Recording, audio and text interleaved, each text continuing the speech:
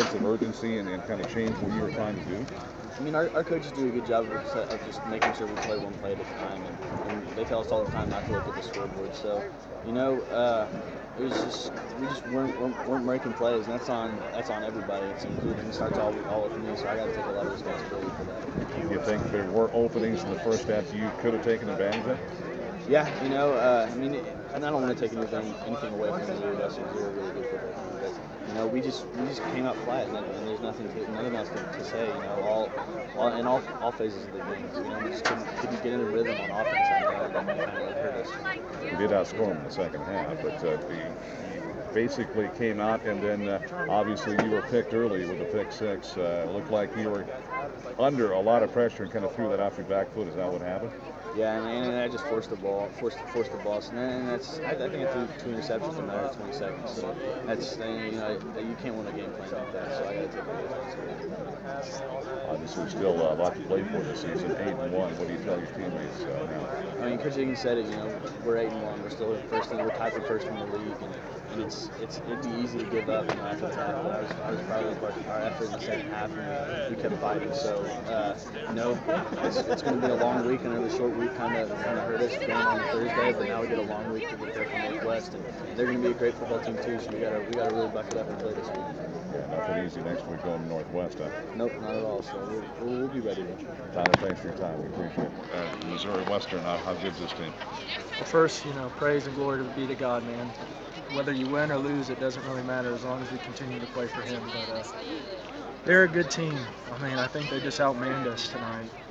Great line, big boys. I mean, shoot, I think they ran the same play 30 times at the end of the game, and we still couldn't stop it and kind of scheme it. So we knew coming in that their rushing attack was going to be really good, and we knew that it was going to be a physical game, and it was a short week, you know. So we turn around playing Saturday, got to play on Thursday night, and a lot of us are still banged up, but that's still no excuse. Like I said, I mean, I don't know how many times Partridge threw the ball, but it probably wasn't more than 10. And honestly, that's on us because we can't give up so many yards. You know, we were not able to move the ball offensively at all in the first quarter.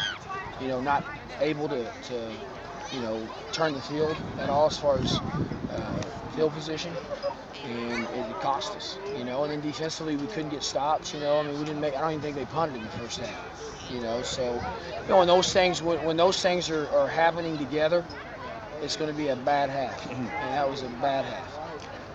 All year we were out of character, you know, and I will say, hey, I'll give Missouri Western credit because they're a good football team now. Let's be real about that. You know, I mean, they're big and physical up front on the offensive line. They got a great running back. I mean, he is the real deal. But you know, we were out of character that first half, and I told them all week, you know, we don't need to change who we are. We don't need to be anybody different. We need just to play Emporia State football. And you know, we didn't do that at all the first time. At halftime, I mean, because you're gonna get checked right here as far as what you're made of. I said, because if you go out there and don't play well and start beginning to hang your head, I mean, this team will run it up on you, and it'll be bad. And it would, you know, it's already embarrassing, but it'd be truly embarrassing if we don't come out the second half and compete. And we did, you know. I mean, that was good to see, you know. And then it's one of those things you're trying to figure out: do you take Tyler out? Do you leave him in? And you know, you want to be able to let your players know that you still got to compete, and those guys did, you know. But it was too late. It was too late. 8-1. I said nobody's undefeated in the league anymore, and you know, we're right there where we want to be. We still control our own destiny as far as how we finish out the season. And I told the seniors, you got 2 guaranteed games left. That's all you got left on the schedule. 2 guaranteed games. You know, and it's how we come back from this loss, because it doesn't get any easier when we go. I mean, Northwest might be playing the best of anybody else in the league, you know, besides Missouri Western, them 2 right there, you know. So, and we got them back to back, so it doesn't get any easier. And you know, we can't worry about who's and I told them, hey, you can't worry about who's injured, you know, who's got to play where next week. We better just line up. We better get better this week and learn from it. You know, hey, we're a good football team, you know, and don't hang your head and start thinking that you're not, because you are, you know, and I'm not going to listen to that. And I don't want them to listen to it either.